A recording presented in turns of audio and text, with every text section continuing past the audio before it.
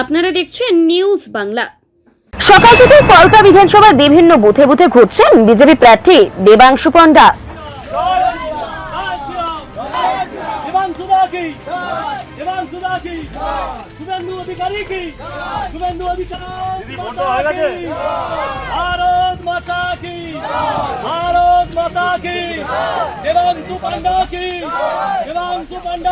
ফলতা বিধানসভা জুড়ে শান্তিপূর্ণভাবে চলছে পুনর্নির্বাচনের প্রক্রিয়া। সকাল থেকে এই বিভিন্ন বুথে ভোটারদের দীর্ঘ লাইন লক্ষ্য করা যায়।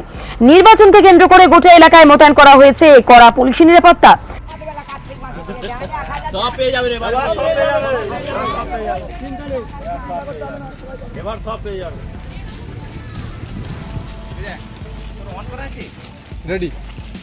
ভোট গ্রহণ প্রক্রিয়া সুষ্ঠুভাবে সম্পন্ন করতে প্রশাসনের তরফেও নেওয়া হয়েছে একাধিক ব্যবস্থা। এদিন সকালে ফলতার বিভিন্ন বুথ পরিদর্শনে বের হন বিজেপি প্রার্থী দেবাংশু পণ্ডা। স্বাভাবিক মানুষরা সব আছে, উৎসব পালন করছে। যারা দীর্ঘদিন ঘর ছাড়া ছিল তারা আছে ঘরে ফিরে এসছে, তারা ভোট দিচ্ছে। কোনো রকম কোনো সন্ত্রাস নেই।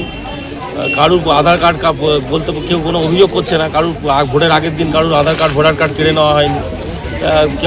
কোনো আতর লাগানো নেই, কোনো সেলোটেপ নেই, কোনো স্পাই ক্যামেরা নেই।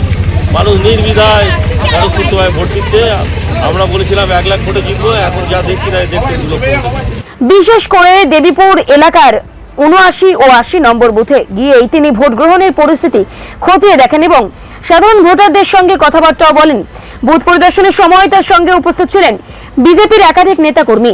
বিজেপি প্রার্থী দেবাংশু পণ্ডা অভিযোগ করেন, কিছু এলাকায় শাসক দলের পক্ষ থেকে ভোটারদের উপর চাপ সৃষ্টি করার চেষ্টা চলছে, যদিও প্রশাসনের তরফে নিরাপত্তা ব্যবস্থা যথেষ্ট করা রয়েছে বলেও তিনি জানান।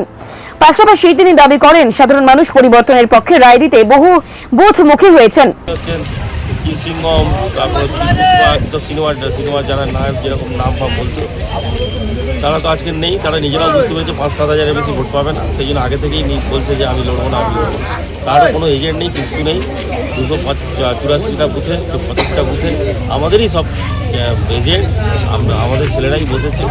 আমাদেরই ক্যাম্প হয়েছে, দেখছেন এখানে বিভিন্ন জায়গায় ক্যাম্প হয়েছে। আমাদের প্রত্যেকটা বুথে বুথে ক্যাম্প হয়েছে, এজেন্ট বসেছে, রিলিভার রয়েছে। তো বিরোধী দলের কোনো কিছুই নেই, না টিএমসি না কিছু আছে, কিছু নেই।